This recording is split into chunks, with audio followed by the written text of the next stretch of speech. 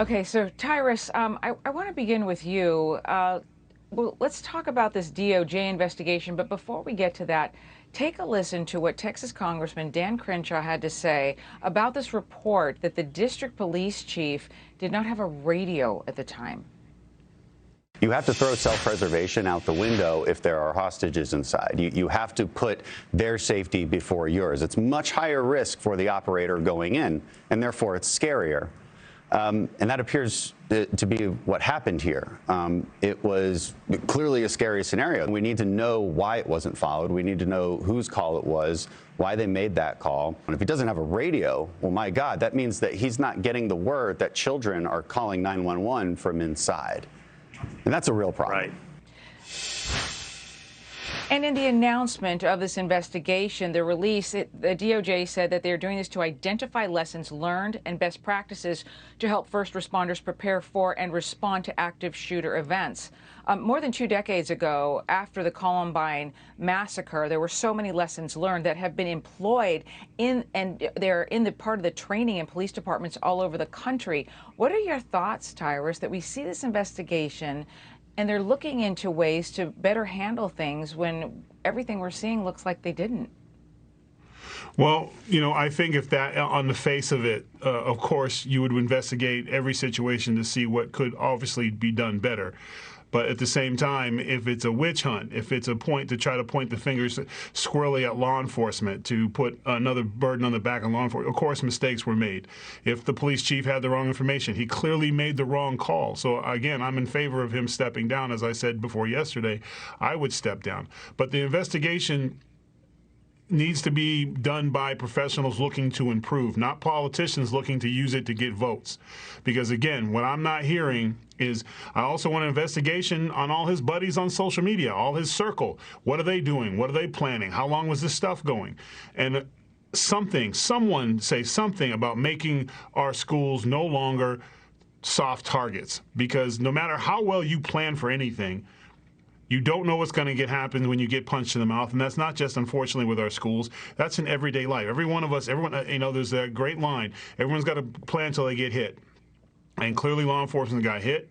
Someone made the wrong call. There were deaths. And again, let's not take it away from where we need to be pointing at is the monster who did this. Unfortunately, he won that day. And we lost, and we have to live with those losses. And every law enforcement officer who was there is second-guessing themselves, and they're living with that. So the idea that to put more shame on them, I think, is irresponsible. Find things to change, but at the same time, the bigger argument should be what can we do to make sure all our schools aren't in this situation to where they can be caught slipping by a casual door being open. Yeah, and you're so right. And there are so many questions here. And for these families, even if they get answers, it doesn't matter what the answer is because they're still in so much pain. Right. And I want to move on to, I'm here in Houston right now. I've been covering the NRA convention since I've been here. And Lisa, I want to put something up because there's an interesting dynamic that's been going on. This is a letter to the editor to the Houston Chronicle. This is a mother from Santa Fe, Texas, where there were 10 people killed not too long ago from a mass shooting. She wrote, quote, I went to the National Rifle Association convention this weekend. The disconnect I saw between the ordinary people and the politicians speaking horrified me. Even though I come from a long line of gun owners, I believe in common sense gun laws. That's why I'm part of Giffords Gun Owners for Safety, a subset of the larger gun violence prevention organization founded by the former Congresswoman Gabby Giffords. Gabby Giffords, of course, the Congresswoman who was the victim of a mass shooter in Tucson. And Lisa, the reason I bring this up, and it caught my attention, my producer Melissa gave it to me, and it's reflected a lot of what I've heard here from people who are attending the NRA as well. The attendees are saying they're willing to have a conversation. Do you think that there's something happening here? Well, I hope not when it comes to the Second Amendment. I mean, look, I don't think the left, you look at the gun control equation, it's not about the guns, in my opinion, to the left. It's about the control aspect. I believe that Democrats want to take away guns from law-abiding reasons for the same reason that communist regimes and the Taliban want to take guns away from citizens.